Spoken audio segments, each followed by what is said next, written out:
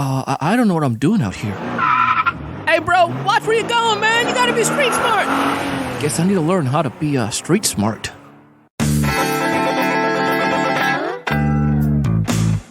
Hey, everyone. Welcome to another great episode of the Sales Evangelist podcast. I'm your host, Donald Kelly, the Sales Evangelist, and I'm so excited for another great episode. I'm so excited to be here with you today, and we have a great guest. And if you're not street smart, you got to get out the road, man. I'm telling you. We got a great guest. His name is Ed Lamont. Ed is also a sales trainer, an author, phenomenal speaker, and he's also an insurance agent. So Ed knows a wide range of information when it comes to sales and being successful, especially street smart. And he'll give us some great advice today and give us some great tips and some ideas. But before we dive into our discussion with Ed today, you know I got to give some shout-outs. This week I want to give a shout-out to Jason Gross. Jason, thank you so much for connecting with me on LinkedIn. I look forward to learning more from you. Brandy Midkiff. Brandy, excited to connect with you, and I look forward to learning from you. And also to Jordan Moberg. Jordan, thank you as well. And if you'd like to connect with me, you can find me on LinkedIn, Donald C. Kelly. You can find me on Twitter, Donald C. Kelly. You can also find me on Instagram, Donald C. Kelly. And where else can you find me? You can find me on Facebook. Our Facebook page is a Sales Evangelist. Please go ahead and like the page. You can get some backstage pictures, motivation, just things that's going behind the scenes here. You can find us. Or you can go ahead and join the Sales Evangelizers, which is our private Facebook community. It's for sales professionals, entrepreneurs, people just like you and me, have some questions, want to learn and grow. Check out the Sales Evangelizers. It's awesome. And if you want to get deeper and get some training and to increase your sales hustle, you got to check out TSE Hustlers League. That is the salesevangelist.com/hustlers. thesalesevangelist.com/hustlers. It's an online community I created for sales professionals, entrepreneurs. We have exclusive training, exclusive webinars. We also have group accountability. We also have some time to be able to learn from experts, some one-on-one stuff, have some good competitions. When I was designing this, I was thinking everything that I wanted in a great sales manager, great sales community, to be able to be with like-minded people.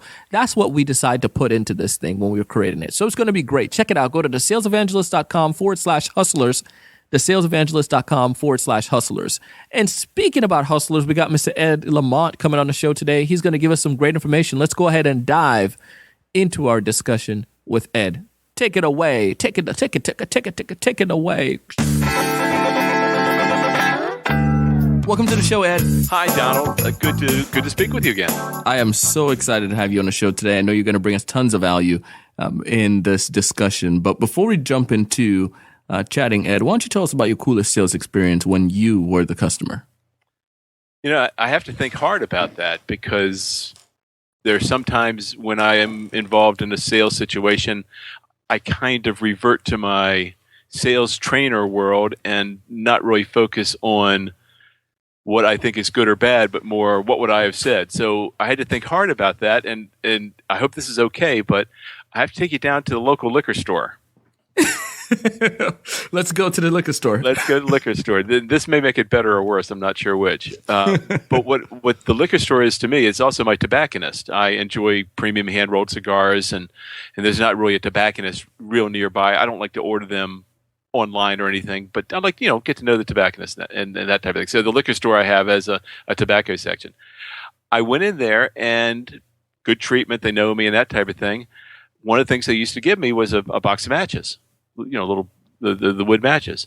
And one time they did. And I said, "Do you have matches?" And they said, "No, we've made a decision not to give away matches anymore." I said, "Well, can I buy them?" "No, we're not. We made a decision not to give out matches anymore." And it kind of struck me as, well, you're selling cigars and not giving out matches. I don't get it. They tried to explain to me safety concerns and things like that with matches in there, and I just sensed like I was getting a lot of what. I do like these people. They've been very kind to me in the past. They did say if I had a problem with it, they'd refer me up customer service-wise. And I eventually got referred up to their corporate office just to try to understand what was going on.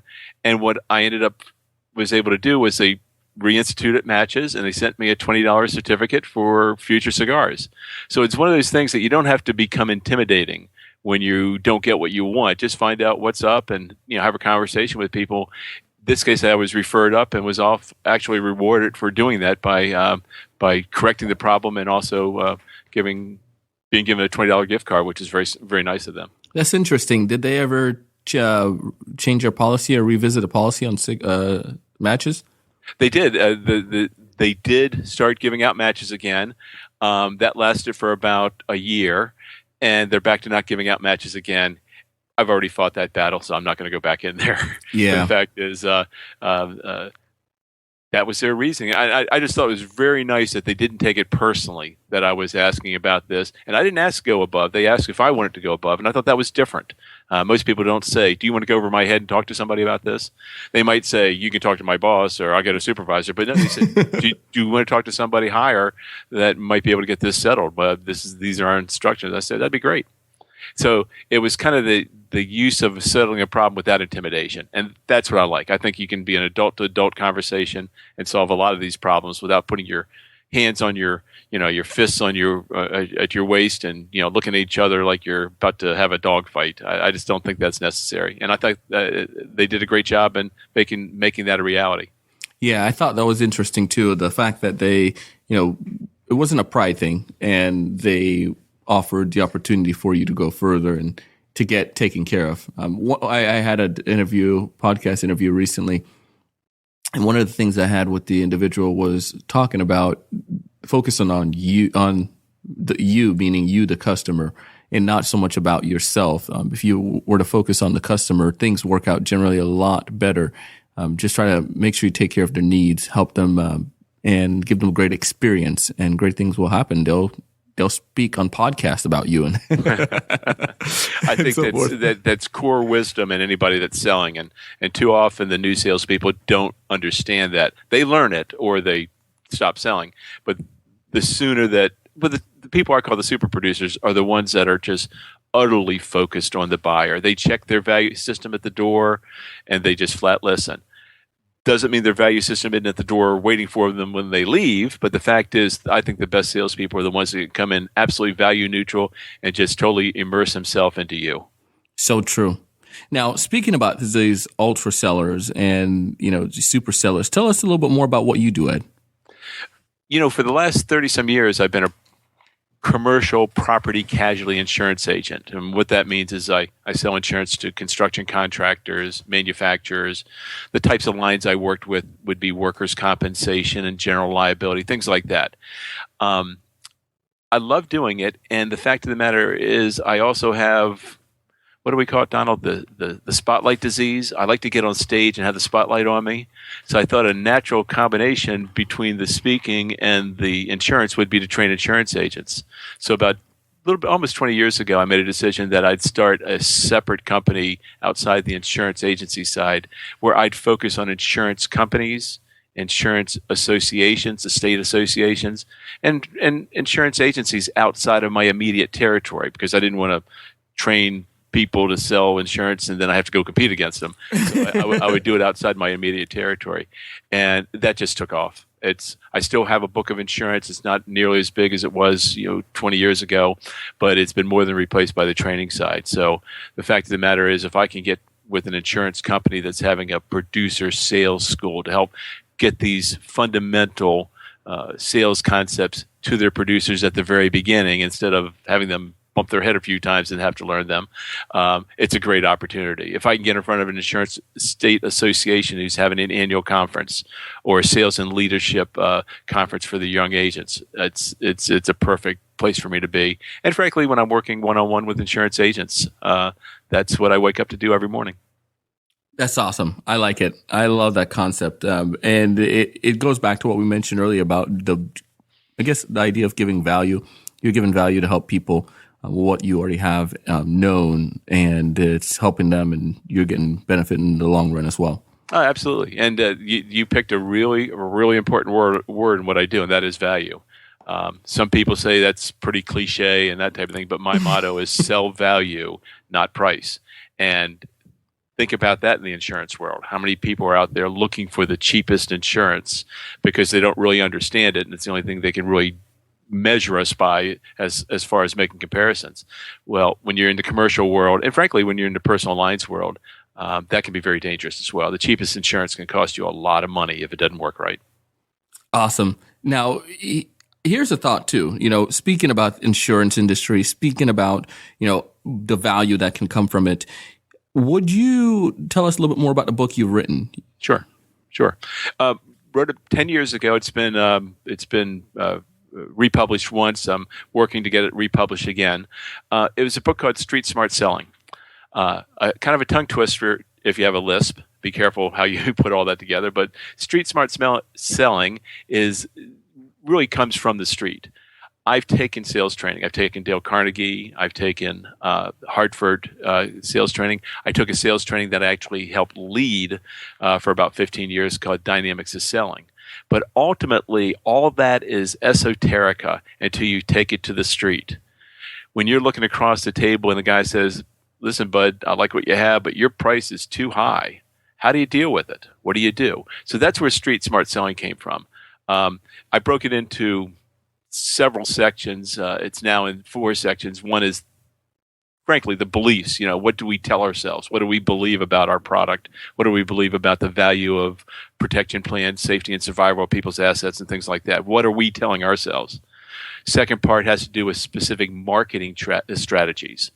Cold calling, cold walking, cold calling, networking, using information technology. What are the marketing strategies?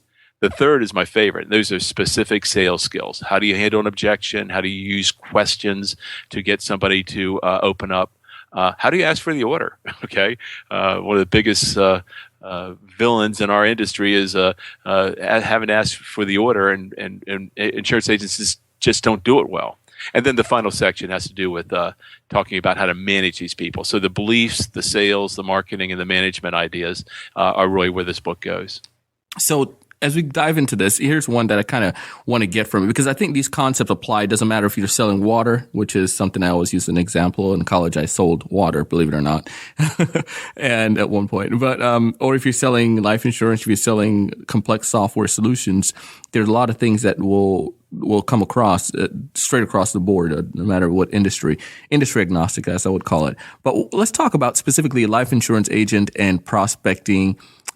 What are some things that they can do to prospect? Because I have had experience with friends where I would get an email from someone, and usually it's saying something to the nature of, "Let's get coffee." And then I know exactly what's coming next. So what do you do? How do you talk them about this? I'm a big believer, whether it's life insurance or anything else, that if you want to deal with people like me, don't try to trick me into a visit. Okay? Exactly. Just, hey, Donald, the purpose of this call is to introduce myself and talk to you about your life insurance.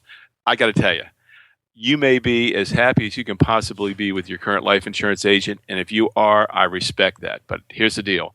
I know the things that I believe in, the value I bring, the ability I have to perpetuate people's lifestyle, and if you're not as happy as you want to be with your life insurance, I'd be happy to talk to you. That is essentially my cold call, no matter what it is, life insurance, health insurance, business insurance, whatever. It's purpose my call is, I'm not saying you're not happy. Matter of fact, you may be delighted, and this is this would be good for me to know. I'm looking for people that aren't so happy. I tell them something I believe in, and I just tell them what I want to do next.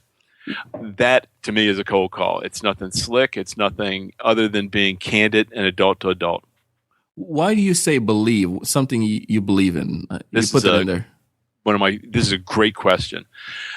What I try to teach is you need to know what the coverage, the service, the risk management, whatever the benefits are, the betterments of your product. You need to know them. So you need to study. You need to know what your product does and how it works. Once you know it, then you need to believe it. And I know that sounds like not a big leap, but it's a huge leap. I find that insurance agents don't necessarily believe in the product as any different as anybody else's until they see it work, till they see a claim get paid, till they walk somebody through the entire process that allows them to get insurance and buy a house. Once they do it, once it becomes street level, thus the name of the book, Street Smart Selling, that's when they develop a level of belief. And if they can find a problem that a customer has and solve it with an insurance product or a risk management idea or even just good service, then they believe it. And without overmaking the point, once you know it, once you know what these benefits are, once you truly believe them in your soul, then you can communicate them. It really takes those 3 steps. That's why belief is right in it's the linchpin of the whole thing.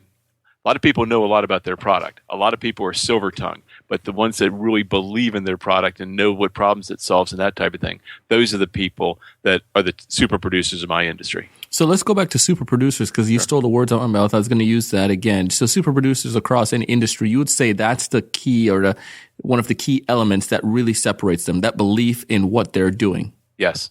I mean, they're the outliers. They're the people that could sell ice cubes to Eskimos or that type of thing. There are people that can do that.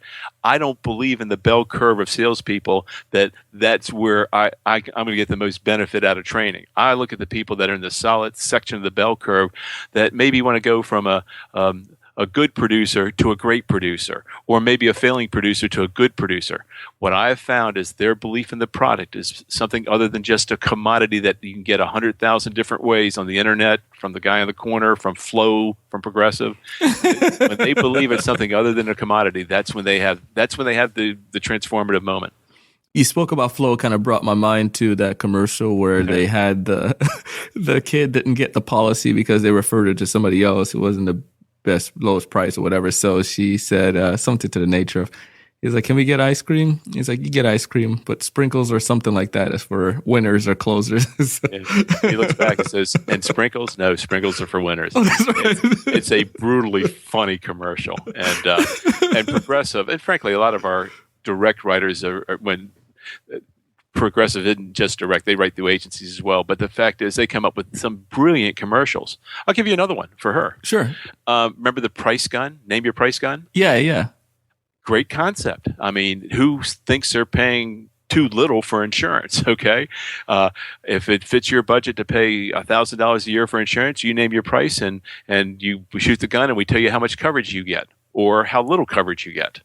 It's kind of a two-edged sword. You name your price, and you may be buying less coverage than you need. Nobody's going to name a higher price than what they normally pay to get more coverage than they need. And that's why I think insurance agents are important, because they can guide you through that process. Mm-hmm. Donald, you could tell me you wanted to spend $500 on your car insurance right now, and I could go get it for you. And I'd probably have to get insurance for myself for selling you too little insurance and making an error or an omission in properly protecting you. So that's, again, what we try to get across to insurance agents is, even though Flow's out there with a price gun, you have lizards walking through the desert, you have all sorts of things happening. Ultimately, relationship is what people are looking for if they're truly looking to get the best value for every insurance dollar they spend. Talk to me about a little bit more relationships. You know, we talk about belief, and I totally believe in that. The linchpin concept, I gobble that up, because I believe that I did an episode recently on belief, that you got to believe in your company, you got to believe in your product, and you got to believe in your ability to deliver that value. So totally, I love that, and I think that applies across the board. You mentioned the word relationship and entered into a whole nother sphere now, because relationships are, I feel, if you can have effective relationship, because that goes across any type of thing besides just salespeople, relationship at home or family relationship. The proper relationships that you have can definitely have more of a meaningful, time with that individual. So talk about relationships, how you help individual salespeople develop proper relationships, or teach them what strategies they should do to do so. Yeah, I feel kind of like Dr. Phil or Dr. Laura when I start talking about relationships and salespeople. It's like, so tell me. Exactly. Lay on my couch here, and how did that make you feel?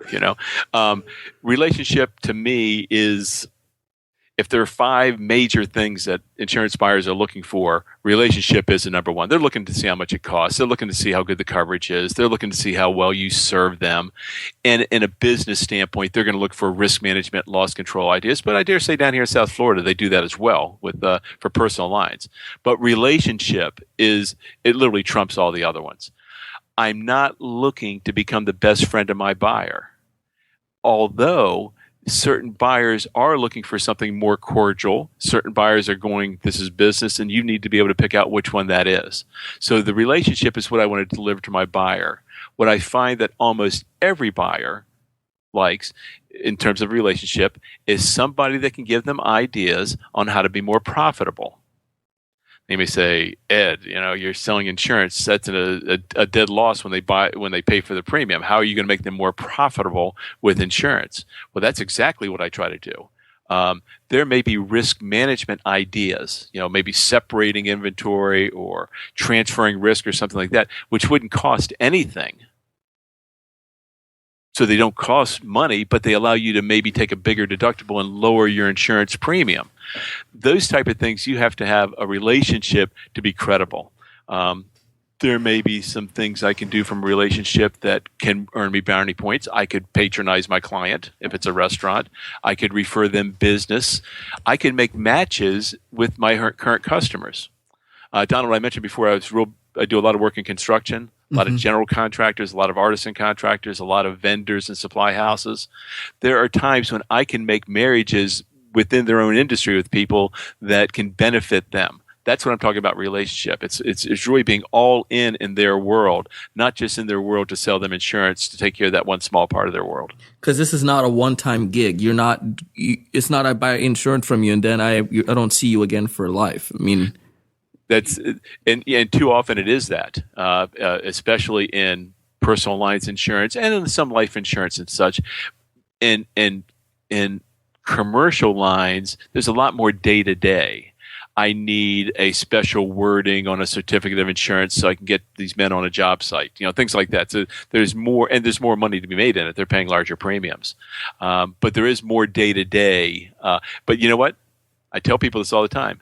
Your most dangerous customer is the one that pays you on time, doesn't give you any claims, and also doesn't bother you for a lot of service. You're thinking, this is a great customer. And I'm saying that's your most dangerous customer because they're going, why am I with this guy? I pay him on time. I don't give him any claims. I don't ask any service things, and I never hear from him.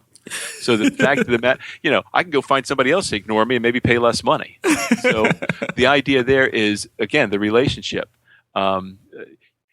And last thing, I know I'm going a little bit long on this, but last thing is just ask them what they want. Largest client I ever wrote down here in South Florida from a commercial property casualty standpoint, biggest client I ever had. I asked him, how often do you want to see me? You're my biggest client, I told him. He said, if I see you more than once a year, you're fired. Wow.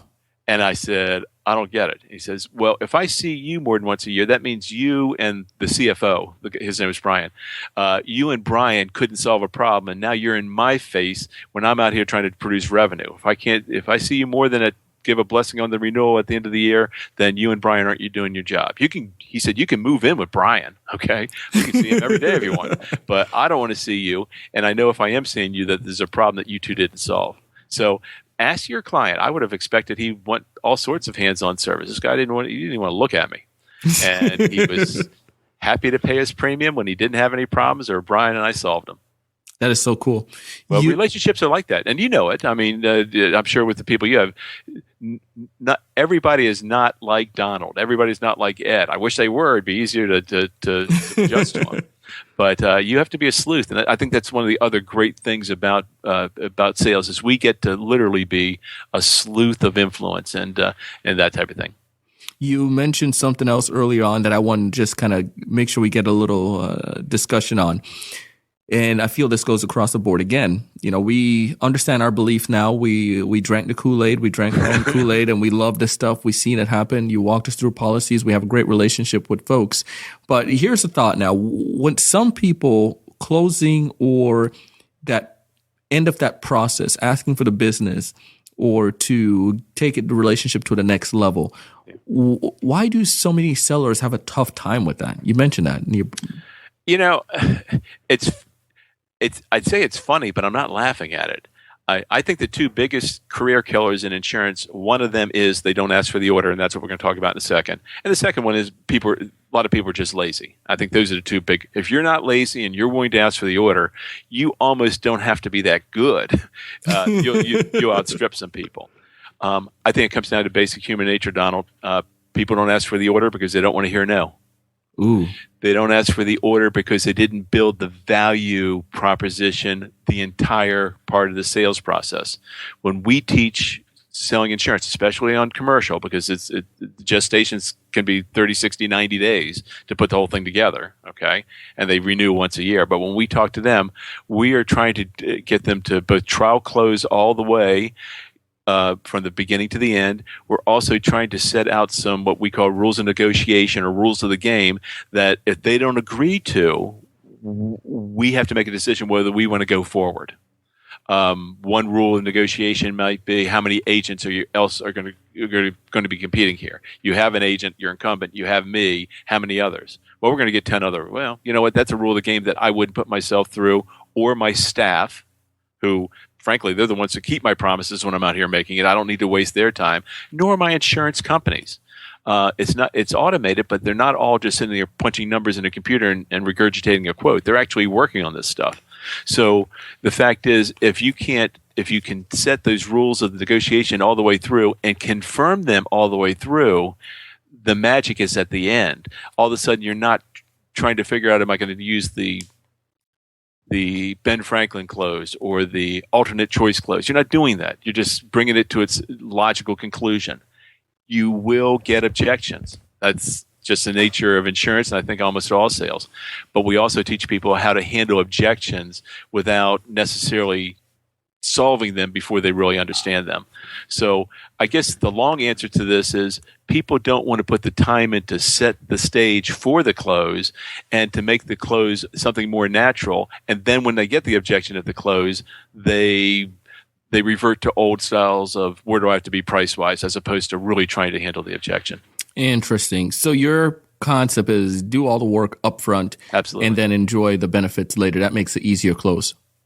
Absolutely. And again, that's not the only style out there. Some insurances are predicated on somebody making 100 cold calls a day, winnowing it down to 10 live ones and closing 2 of them, and they can make a real good career out of that. That's just not what we teach. That's more of a different style. Some of the niche markets do that, but that's not what we teach. You know, and I love the thought that you bring about the concept of doing a lot of work up front. You're a second guest in the past couple of weeks I had the conversation with that mentioned that same idea about doing a lot of work in the front end, because then in the back end, and I've seen it too, man. I've seen it when I've been, especially in the software industry, you can't go to the table with not doing your homework or not bringing stuff up or doing everything Donald, beforehand. you're a good-looking guy, and you got a silver tongue. You can go to the negotiation table, I think, after you just jumped out of bed. Yeah, and scared the heck out of them. No, but what you're saying is, and I'm glad somebody else echoed that, because it takes work. The fact is, depending on the size, and I'm not sure if you're probably the same player, that you're dealing with accounts that are significant in size as well. It takes work. You have to understand them. You are almost, whether you're selling them software or you're selling them insurance, you are doing things that can impact their profitability. If what you did doesn't work right, they could lose money, either in an unpaid claim or a software problem that causes them to, time is money expense type things. It's what we call enterprise risk management. We want to understand how they make their money and see how our insurance, risk management, or any other products we have in there fit in there to help either decrease their expenses, increase their revenues, ultimately, one way or the other, ultimately increasing their profitability. And that separates a lot of the agents I work with from the other ones saying, let me give you a quote, I'll see if I can be the low bid. Yeah, so true. I mean, I think it's all about doing the work. Just plain and simple. I can't reiterate it. Love it. Now, Ed, as we get ready to wrap up today, you kind of give us a lot of thoughts, and you've given us a little bit of one-liners and some things. But if there's one thing that you would want people to walk away with, one piece as most important, what would that one piece be? Great question. So, something my dad told me a long time ago. Okay, he was a government worker, which is fine. They did well and that type of thing. But he said something to me that I can remember. He said, successful people do what unsuccessful people are unwilling to do. I went, okay, great. That's good to know. That's double talk. That's what government workers do. But he was exactly right. There are times when even I will not ask for the order, or even I'll say, I'm just going to take some time off. And I remember the quote, I'm doing what unsuccessful people do, and that is to go take some time off or to go goof off or to go do the thing that's not the highest priority or not the highest priority because it's easy or it's simple to do. But those words still echo. Successful people do what unsuccessful people are unwilling to do, and I just love it. I love that too, man. I think I should put that on a T-shirt or something. Let's do a joint venture on successful people. Sounds good. Now, Ed, if there's if somebody or any current projects you're working on at this point. Yeah, as a matter of fact, I do a lot of speaking outside the insurance area too, and you and I both know that. I do have a opportunity to take my my historical speaking to another level. I'll be speaking before the North Broward College. It's at their 9/11 remembrance. It's a celebration they're going to have the day before 9/11 this year.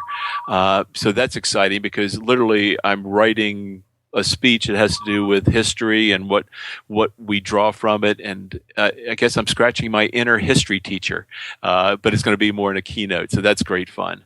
And the other things I'm doing is just the insurance is what pays the bills and all that, but I'm really expanding my historical speaking on history of South Florida, Henry Flagler, the tourism industry down here.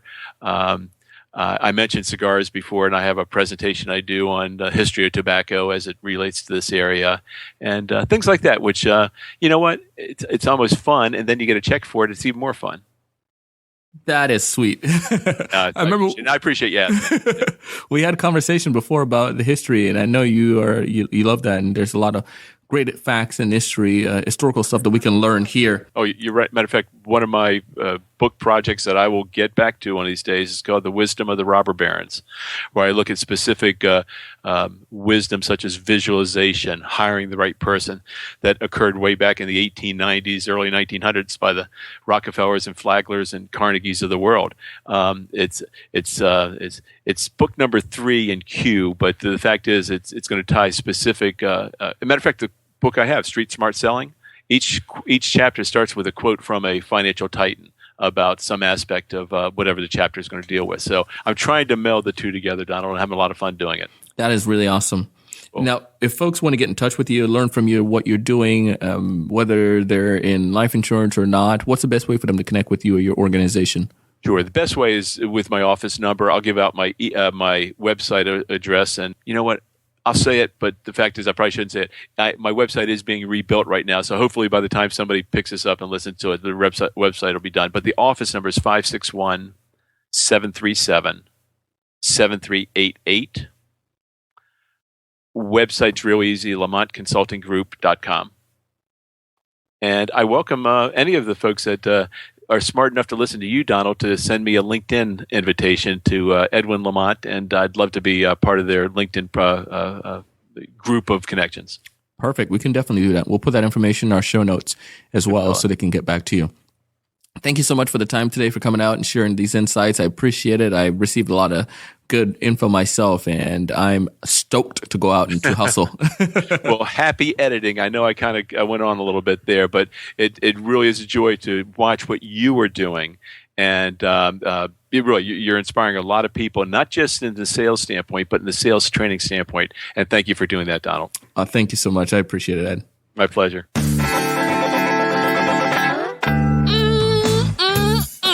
Ed gave us some great information there. You can go ahead and connect with Ed. Go to thesalesevangelist.com. This is episode number 210. Episode number 210, thesalesevangelist.com. This is episode number 210. You can connect with Ed and learn more about him and some of the great things that he's doing. You can get connected with his book, with his program, with his organization. Also connect with him on LinkedIn. So I highly recommend it. He's a very smart individual and a great person to connect with and bring tons of value to me all the time. And I hope I bring enough value to him. But great person to have in your connection. And if you'd like to connect with me again, you can also go ahead and connect with me on LinkedIn, Donald C. Kelly, as I mentioned earlier. You can also go ahead and check out TSE Hustlers League. Again, it's my big passion. I love it, and I hope that you will love it too. At least check it out and get some more information, get on the mailing list and get 20% off when we actually go live. It's going to be great. TSE Hustlers League. You can go to thesalesevangelist.com/hustlers, thesalesevangelist.com/hustlers. All in all, I want you to be successful. I want you to be happy. The most important thing, though, I want you to go out and do big things.